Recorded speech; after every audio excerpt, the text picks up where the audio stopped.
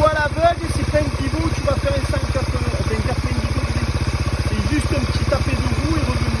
Ça se fait avec le mollet, l'embrayage et compression de jambe. Quand l'avant il tape, tu te réduis un peu sur l'arrière et la moto elle revient. Mais quand elle revient la moto, il faut se servir de lui. Ou sinon, soit tu avances trop, ou soit tu le prends trop et ça recule et tu as perdu le geste. Regardez, il rapproche droit. Voilà, c'est mollet droit, mollet gauche. Hop, ici, la compression de jambe.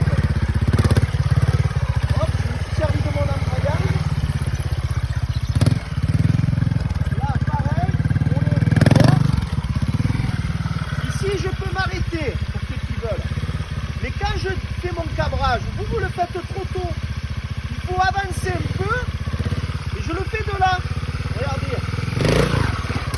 Ici, pivot à l'aveugle, mollet gauche, petite compression, regardez.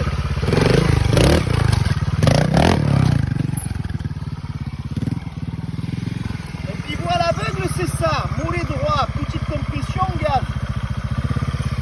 Hop, hop. C'est pas des gros pivots que je vous demande.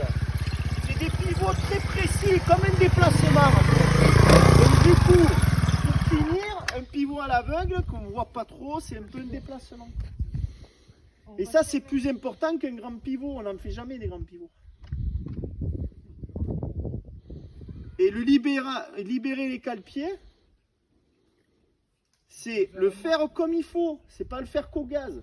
Tu avances un peu, il y a les cale-pieds qui arrivent, ils vont vers le caillou. Là, je mets la moto comme ça.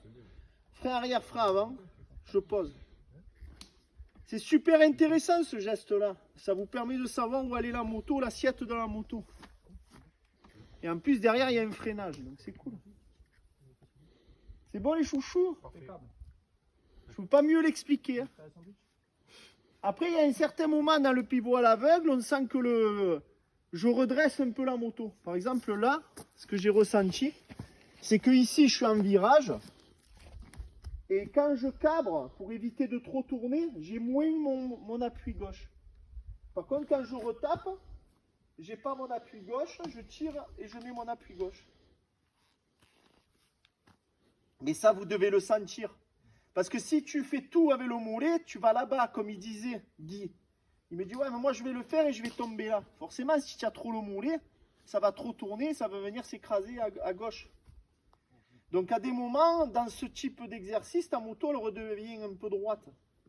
Du coup, tu as moins d'appui sur le mollet ou voire pas du tout. Mais ça, vous devez le sentir. Si ça tourne trop, vous ne mettez pas le mollet. Si ça tourne pas assez, on met le mollet.